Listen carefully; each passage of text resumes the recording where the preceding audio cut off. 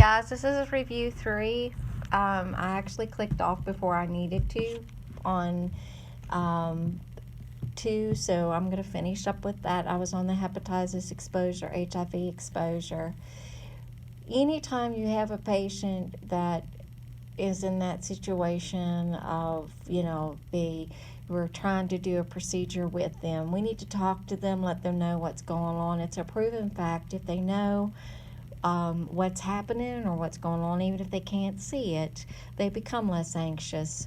And if you explain the procedure to them, you need to also assume that they don't know what's going on. They don't know what the process is, the steps, and then you need to build a rapport with the patient if at all possible. You do need to look at your NCLEX book, page 195 through 196. Section 3, standard precautions. Pay attention to that because it does talk about needle sticks and the procedures to prevent and things of that nature, so you need to look at that if you could. Leadership is the next one. Supervision of SCD applications. Who gets SCDs? In your mind, who in there, as a patient in the hospital is going to get SCDs placed on them? Surgery, immobile patients, C-section patients, pre-op patients. Some of them are not in a bad way, but we're trying to prevent what from happening. So we're going to put SCDs on them. How are they placed? You need to make sure the machine's turned on. Make sure they're not too tight. If they're on for long periods of times, what do you need to do? You need to make sure they're removed and make sure they get some air. And depending on what the patient has them on for, if they're a patient that is a surgical patient and now they're up and they're moving around, they may not need them very long. C-section or a person's had a spinal, they're probably going to need them till they get up and start moving, and sometimes that takes a little while till they get their bearing and get their feeling back in their legs and things like that. Can this task be delegated? Yes, this is a task that can be delegated. SCDs can be put on by a UAP. Who's going to assess? You are, the nurse. Remember that. Next one, we have leadership. Priority, diabetic, shortness of breath. Anytime you have a patient who's short of breath, you're going to follow your ABCs. If they have oxygen, what would be appropriate and safe? Remember, many times patients have multiple diagnoses, so that means that we need to require more critical thinking. You need to make sure that we're safe, though. It's always okay, more than likely, to put 2 liters on per nasal cannula. We want to really make sure that we don't do much more than that till we find out what else is going on. Now, if it's a matter of life and death, it don't matter anyway. But lots of times they're just complaining of some shortness of breath. So how would we take care of that? We could give them a little oxygen. O2 at 2 liters makes them feel like they can get their breath and makes them feel better too about breathing. Raise the head of the bed. We're going to check O2 sats. They may need some ABGs, guys. That is the best way of measuring oxygenation of blood. Remember that, even though it's invasive. If we're going to be non-invasive, we would use the pulse ox, but pulse ox is not always correct. ABGs would be the best way to measure that. Also remember, though, too, if you have an O2 sat of 70 and your patient is pink and got lots of color, they're able to talk to you, something's wrong with your pulse ox. So you would check their fingers, see if they're cool to touch. Sometimes their fingers will be kind of clubbed and they don't read real well. It doesn't read real well. Also, too, if they have polish or their fingers are a little deformed, sometimes that won't work real well either. So you do need to remember those things. We will want to assess their lungs, their heart. We want to check for edema for patients that come in, they're diabetic, shortness of breath. Remember that. Ask about their diet. We're going to do a finger stick, blood sugar. Also, have they been taking their medicines? That's a big one right there. What new meds has been added, and what makes their blood sugars high? think about the critically thinking part of that. What medicines would make this person's blood sugar be sky high? Have they just recently been put on that, or what's going on? Also, what would these medicines be given for? Steroids are used to open airways and to make it easier for the patient to breathe, even if they are diabetic. Why would we do that? If they can't breathe, it doesn't matter about anything else. We would want them to be able to breathe. We'll fix the sugar because we can give insulin. We can kind of take care of it a little bit better than the breathing. The breathing we need to take care of immediately. May need to start an IV, may need breathing treatment, may also need telemetry on this patient. Who could you delegate care of this patient? Think about that when you're thinking about your patients and you're trying to delegate and manage and be a leader. Who could I give this patient to that they're going to take care of them, they're going to be safe, it's going to be effective, and the patient's going to get good, safe care. There are things you can delegate to the UAP. There's certain things you need to delegate to your other staff members. Next question, consent form. Who's responsible for going over the consent form? Regardless what consent form it is, surgery, blood products, the type of procedure, the nurse RN is responsible for witnessing the procedure. Witnessing the form only. They can educate about the procedure if the patient has questions, but it's still the responsibility of the doctor to go over the consent, just as it is for anesthesia. They're responsible for their consent forms. Again, you may not understand, the patient may not understand, and they may still ask you some questions, but it is the main responsibility of the physician. Patient needs to sign their own consent form. If they can't sign their own, who would their representative be? Who could fill that spot? Think about that.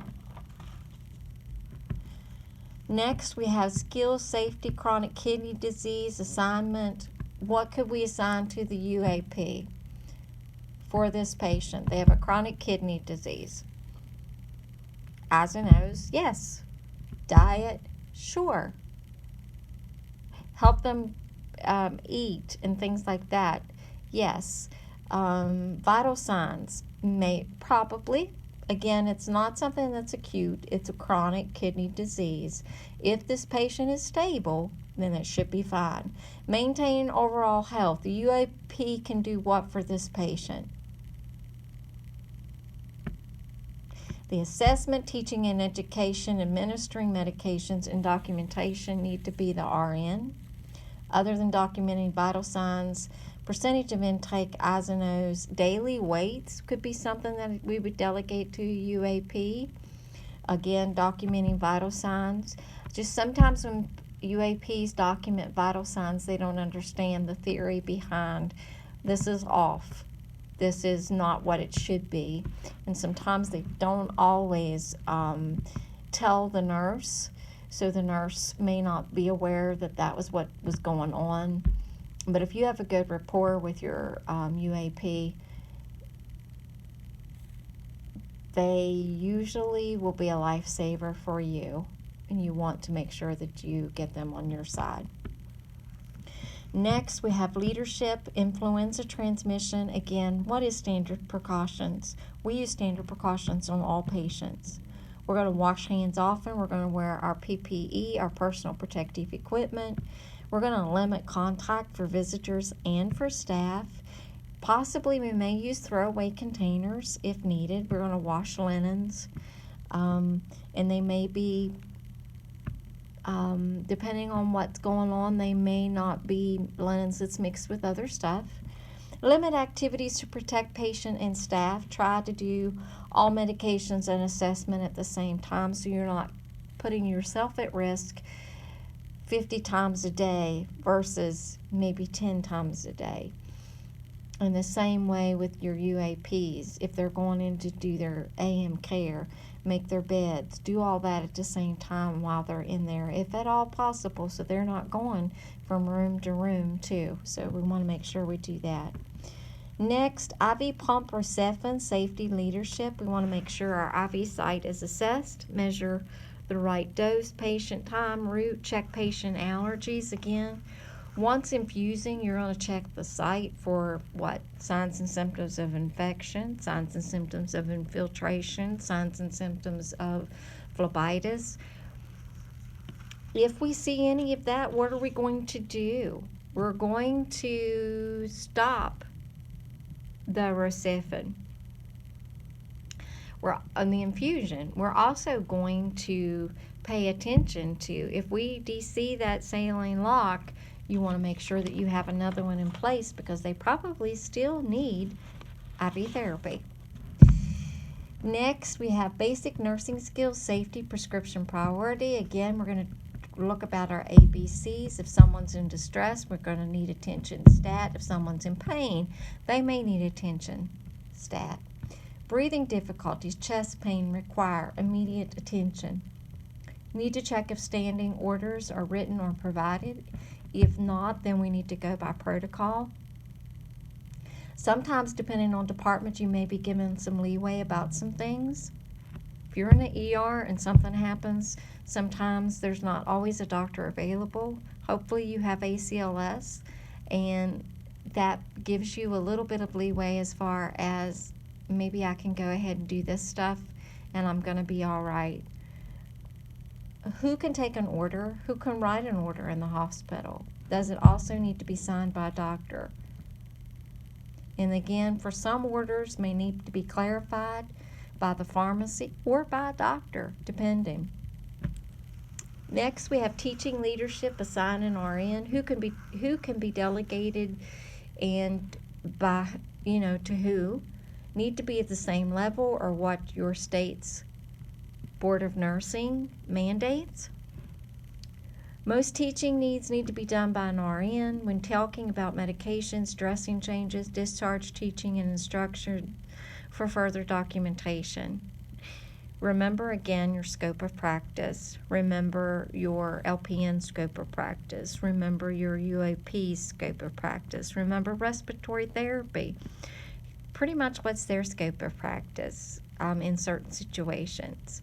Again, pharmacy has a scope of practice. Everyone has a scope of practice. We need to make sure that we are operating within our scope. You don't want to work outside your scope. Again, transmission precautions, this is probably something you need to review. You're probably going to see it. And right now we're seeing a lot of it in just commonplace out in the stores. You need to review droplet precautions, airborne, contact, and again, standard precautions. Standard, of course, is used on everyone. The others are used if it is warranted.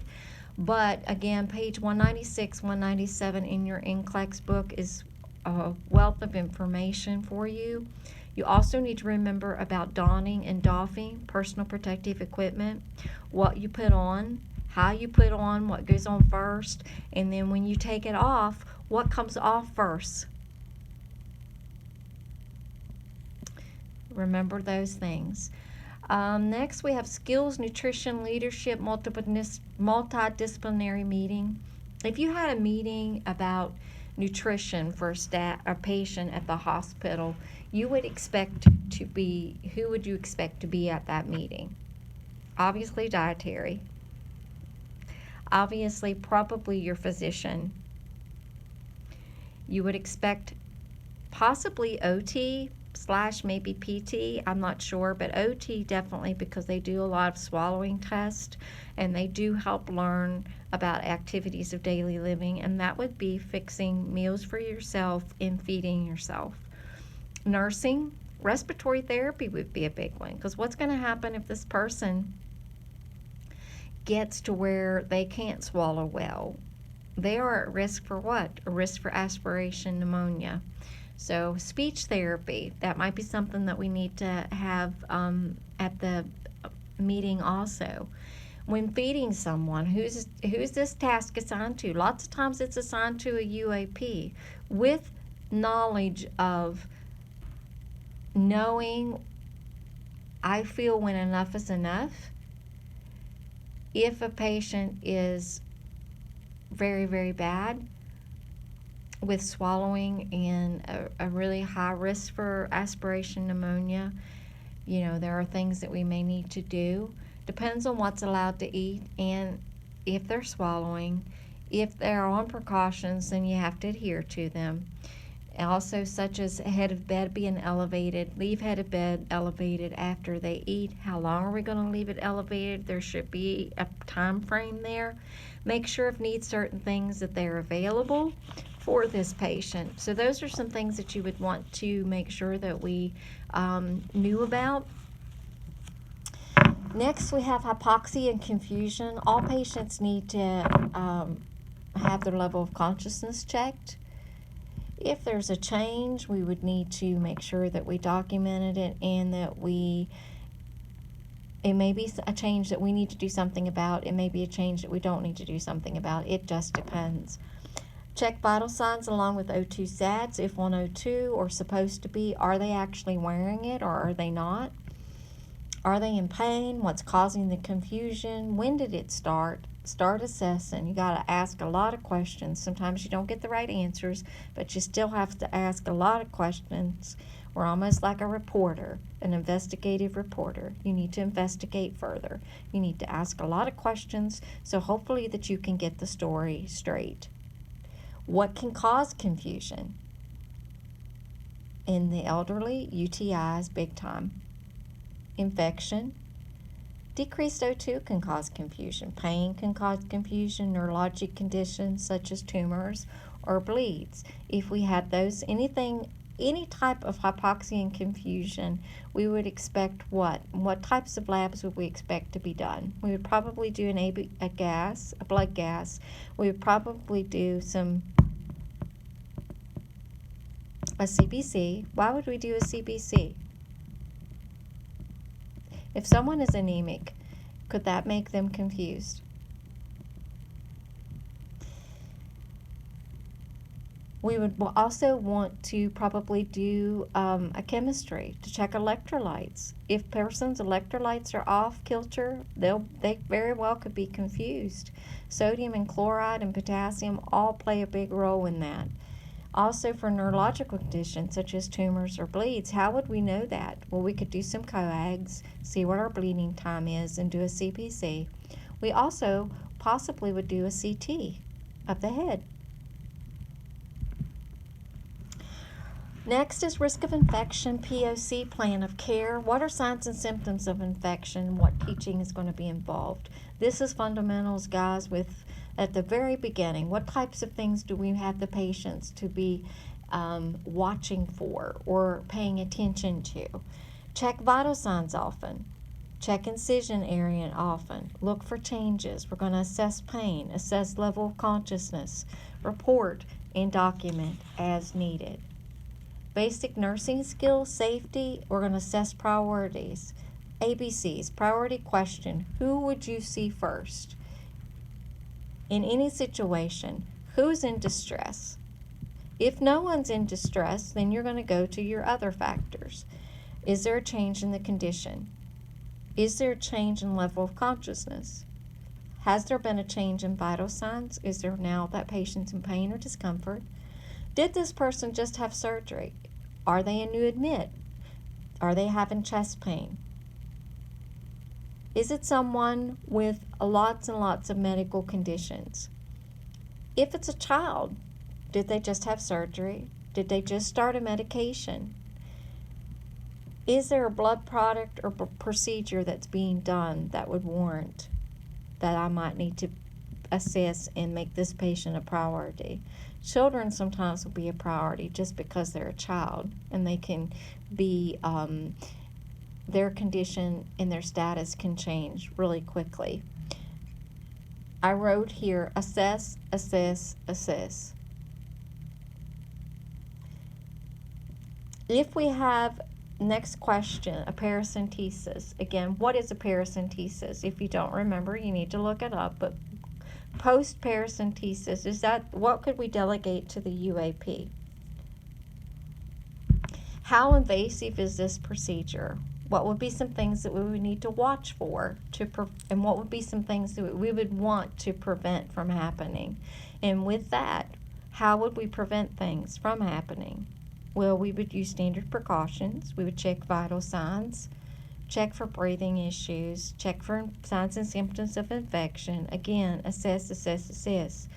What can be delegated? The first set of vitals probably should be done by the RN. If they're stable, then you might be able to delegate those types of things afterwards. You might be able to delegate, looking for signs and symptoms of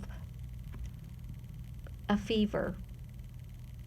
If a patient tells you, I don't feel good, okay, probably your UAP needs to come and report that to you. Again, things that a lot of this fundamental stuff is talking about delegation and talking about what tasks can be delegated to the UAP, what things can be delegated to someone else. I think there's going to be a lot of questions about that for the management, probably for the exit too, maybe even for the CAT. They want to know that you know what your scope is and what the other scopes are for everyone else around you. And so all assessment, reporting, and documenting needs to be an RN. Contact precautions. What to do when is there a breach? We're going to wash hands as always. You need to report to the proper person per protocol if there is a breach for contact precautions. May also need to be reported as an event.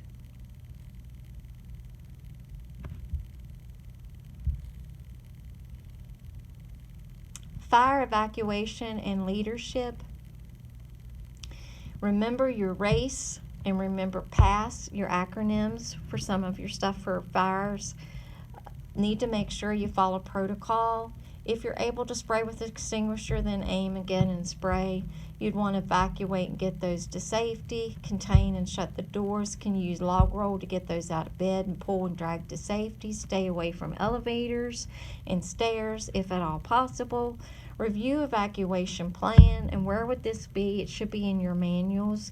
There used to be big fat manuals that they kept everything in, but now most policies and procedures are on the computers, and that would be something that you would need to review.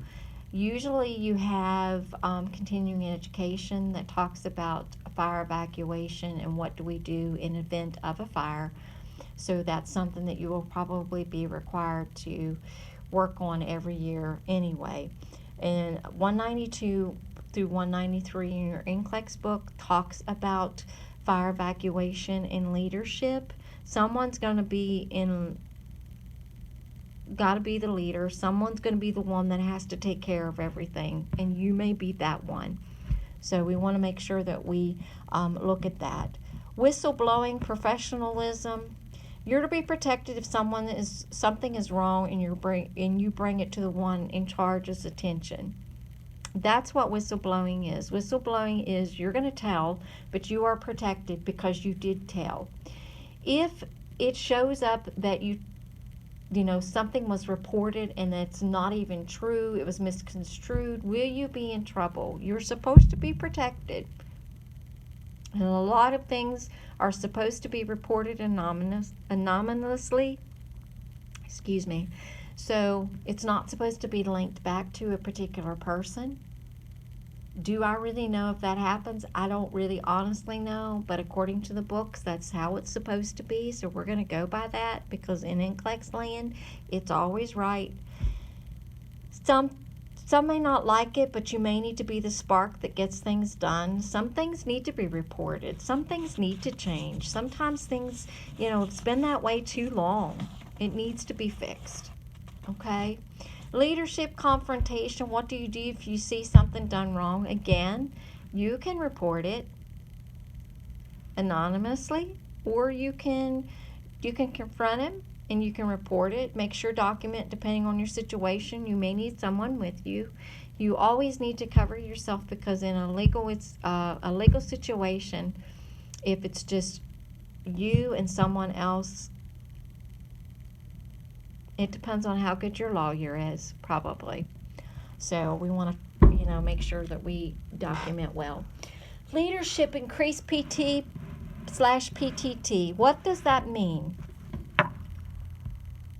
What medications would you see given? What diet would the patient want to follow? What about home medications would we be concerned about? What would be some instructions we would need to address with patient and family or caregiver if they're at home, and if in a hospital would need to implement different precautions? If you have an increased PT/PTT, that means what? They're probably going to bleed easy. So think about your toothbrush. Think about your razors. Think about falls. Think about, they're going to bruise real easy. So we need to pay attention to that. Think of a care plan. Interventions that would need to be followed. And again, interventions are nursing interventions that we would want to follow. Correct? Yes. Probably even like putting a blood pressure cuff on. May make petechiae on their arms. So you got to think about these things. Next is safety, assign, ED, admit, check status if a patient to nurse ratio. Again, what's wrong with the patient? Who should not take care of them versus who should by your staffing that you have? Does the patient require one-on-one care? What warrants them to be more care? A psych patient, OB, DKA, neuro checks, ventilator, a child, a newborn, there's lots of things that require that these patients may need checked on more often. So think about that. What precautions need to be in place for this patient? If it's a seizure patient, what do we need to do?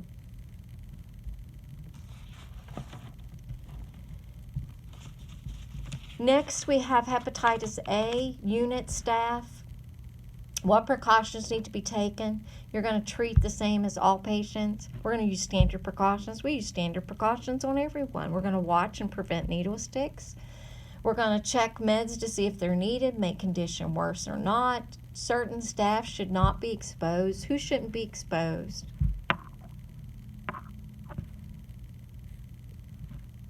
Think about those things. Prioritization restraints, we need to reevaluate every 24 hours. A doctor needs to sign an order every 24 hours. We need to release every 2, turn and reposition as much as possible. Make sure range of motion is performed. Make sure they have bathroom. If they don't have a Foley, that they're taken care of. If they need nourishment, we need to make sure that's taken care of. Make sure we do skin assessment. We'll need to document and chart how often. Skin, if note changes, brought to the provider's attention. If condition changes that are not needed, then, and the restraints aren't needed, then they need to be immediately discontinued. If they're confused, is this new or is this something that's ongoing? Try to figure out if it's new, what can be done, what caused it, what could be some things and how can we address it. That would be some things that we would need to check with. Next is UAP, poor assignment. If a staff member is overwhelmed, they may need help. May be a change in condition that warrants now that patient needs more assistance than they did before. Note signs and symptoms of burnout or tired or overwhelmed. We're a team. Even though the UAP is responsible for some things, there's no reason why nurses can't step in and do some of those things also. Okay? Again, make sure you work within your scope, but that's definitely, UAP is in your scope. You're beyond that scope, but it's also within your scope too. So there's nothing that says that you can't step in and you can't help them. Basic nursing, glucometer, calibrate. They need to be checked in hospital daily and with a control to see if it's correct. If you change your strips out, then remember we need to put a new chip in to coordinate with the new bottle of strips. Needs to be done. Always use on a different person. At home, we need to encourage patients to put new chip in when changing strips so that it will be accurate. Go over finger stick blood sugar care. Make sure they know how to use the machine and how to care for it.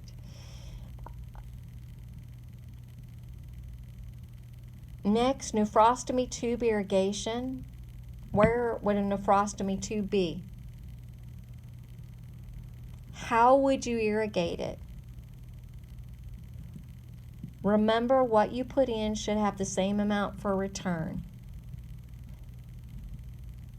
When you get your return, you're going to note the color, amount, and if there's any odor. If changes are noted, then you need to document, you need to report it. Also, if a patient's in pain, you're going to note their scale. You also need an order to do this, but you may have a standing order to do the irrigation. You may have a standing order to give something for pain if the patient's in pain. If not, that may be something that you need to call your physician about. All tubes can get kinked. You would want to check for that before you wanted to do anything else. So, there's some things that you need to check first, then keep assessing, keep looking, seeing what you can find out, and then deal with it. Additive effect, a med error. If an error occurs, make note and take measures to fix it. You may not want to admit it, but it may save a life depending on the med error. You will need to call the provider. When charting, do not write a med error occurred. You'll just make sure that you follow protocol and you fill out proper paperwork, because it would be an event of some sort, and then you would have to do what it requires you to do. And all facilities, all institutions use something a little different, so you need to figure out what it is that's being used at the area where you're working at and go from there. Administering and dosing of 70/30 insulin. When does it peak? When should you see effects from patient? How does it work? What do we need to make sure we check? We need to have scheduled finger stick blood sugars in hospital. Most likely they'll need some at home. They don't always need as much at home as they do in the hospital. Have them adhere to diet as ordered. We need to have someone else know about administering insulin at home and to be able to check a finger stick blood sugar. Make sure they have snacks ready for low blood sugar. Make sure they know what to do on sick days. If needed, you need to review what do we do on sick days for home. At hospital, be aware they may not need as much insulin as they do at home. They're in a more controlled environment. We can watch and coordinate their diet better if they don't cheat or have people bring things in. And also have the patient be aware they may know the 3 Ps, so they can be aware when it's their sugars up and down. Lastly, for fundamentals, and this takes care of the fundamentals section, nephrectomy, post-op plan of care. Again, plan of care would be that we would do nursing interventions and make sure that we document well. So we're going to keep, we're going to check for signs and symptoms of infection. When providing care, we're going to use standard precautions. Note where drainage, color, and amount, if any. Note pain. We're going to keep them clean and dry. That's to help keep them free from infection. Keep pain to a minimum. May need to be isolated depending on what their lab work shows and things like that. And we may need to limit visitors to protect the patient. That's all for the review of fundamentals. We'll start on the critical care and the other stuff after I get these uploaded and put on Blackboard for you. Let me know if you have any questions about any of this. Thanks.